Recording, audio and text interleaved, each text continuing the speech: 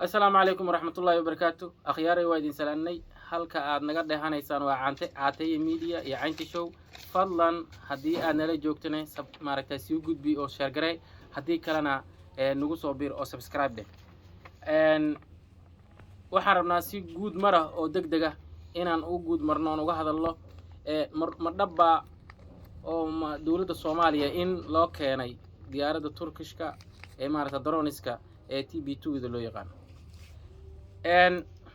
jawaabta oo kooban dabcan waa haa oo goormaan la keenay waxa maaragtay ilo maaragtay wargal ah ay sheegayaan in la keenay 2 bilood muddo ku siman horteed magaalada Muqdisho la keenay oo xataa waliba la soo halkan lagu sameeyay maaragtay in lagu rakibay sidaas la mid ah 2 sano ka horna in shaqaalihii ka shaqayn lahaa ama duuliyaashii ama hagayaashii maaragtay dhulka ka hagi lahaa in loo sii tababarayay oo tababarkii ay soo qaateen Soomaali dhalinyaro Soomaaliyeed ee lagu tababaray diyaaradda noocaas ah.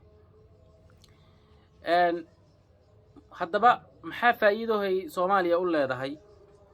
waxaan ognahay xilli dhow aan fogeyn in ciidamada AMISOM ay bixi doonaan, ciidamada xoogga dalka Soomaaliyeed, ciidamada militariga gaar ahaan in la wareegi doonaan howlgallada ama maaragtay la dagaalanka maaragtay kooxaha nabadiidka kooxaha loogu yeero ama maaragtay kooxaha maaragtay dawladda Soomaaliya is hayaan si maaragtay ay ula wareegaan maaragtay militariga howlgallada noocaas ah ay awal bay nimankaas hayeen ayay maaragtay ka saacidii doontaa.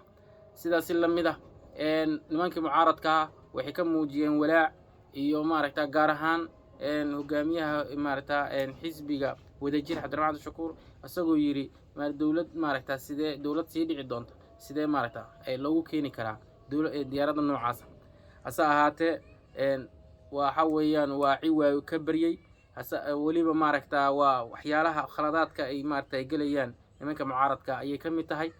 asa ahaatee waan bogaadinaynaa ummadda Soomaaliyeed hadaan nahay in dawladda Soomaaliya ay hesho diyaaradda caynka ah si hadwa lagu rooyahay maaragtay dalku oo u yeesho dawladnimo xoog leh.